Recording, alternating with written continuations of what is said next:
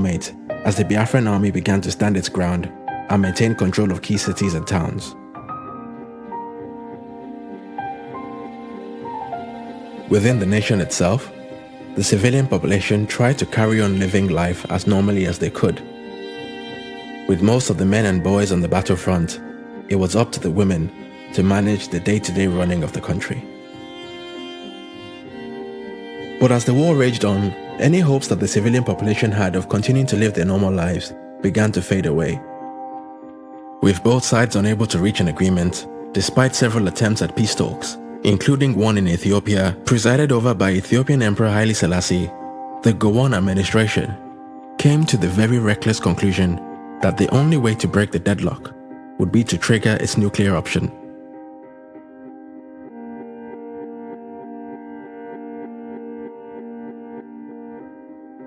The Gowon-led forces mobilized to impose an economic blockade on Biafra, which blocked the flow of all food and ammunition supplies by land, air, and sea.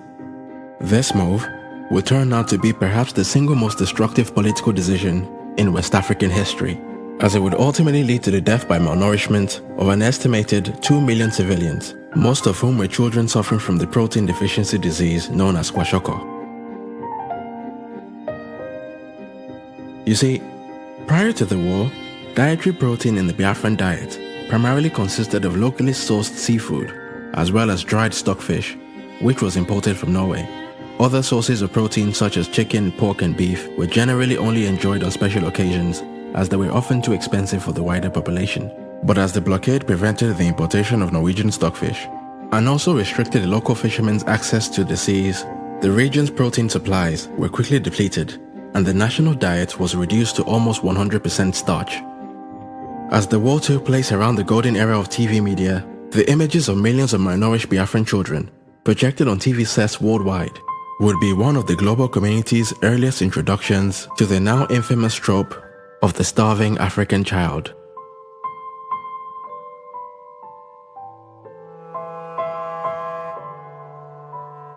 Although the Nigerian government strategy was indefensible, it is important to point out that the government's supposed reasoning at the time was that the blockade would be nothing more than a short, sharp shock, and that General Ojukwu, seeing the immense suffering of his people and the dwindling ammunition of his frontline soldiers, would have no other choice but to surrender.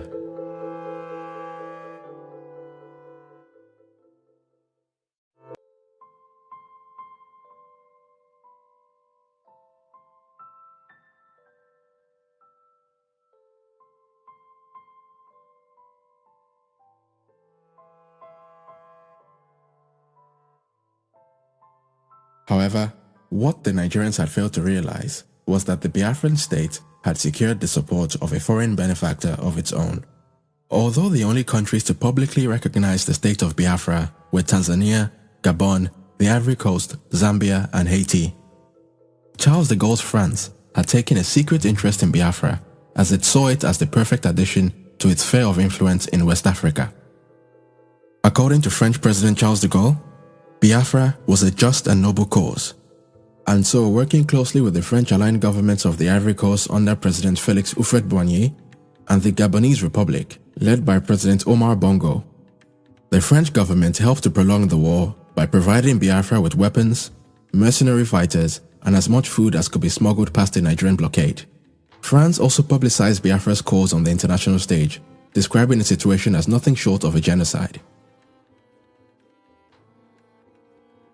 The eventual discovery of France's involvement in the war would lead to protests on the streets of Lagos, with many accusing the French government of being the real reason why the war had continued, despite the fact that the Biafran forces had very little chance of overcoming the Nigerian military.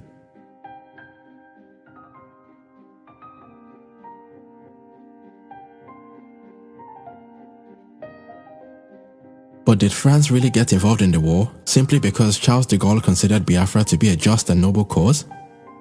Well, not exactly.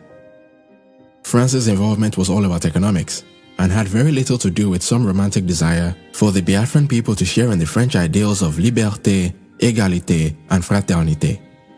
Later investigations will show how the French state-owned oil company ELF had secured lucrative drilling agreements with the Biafran state. Had Biafra successfully seceded from Nigeria, These agreements would have guaranteed ELF access to the equivalent of 7% of Nigeria's oil supply and given the French government a nice slice of the Nigerian pie, which since the discovery of oil back in 1956 had been enjoyed solely by the Shell BP oil company. Although the French government tried to keep his ties to Biafra secret, General Ojukwu did very little to hide his country's French connection. From as early as the first year of the war, General Ojukwu had already begun to suggest that French would be made compulsory in Biafran secondary, technical, and teacher training schools. In his own words, he was very keen for his people to benefit from the rich culture of the French-speaking world.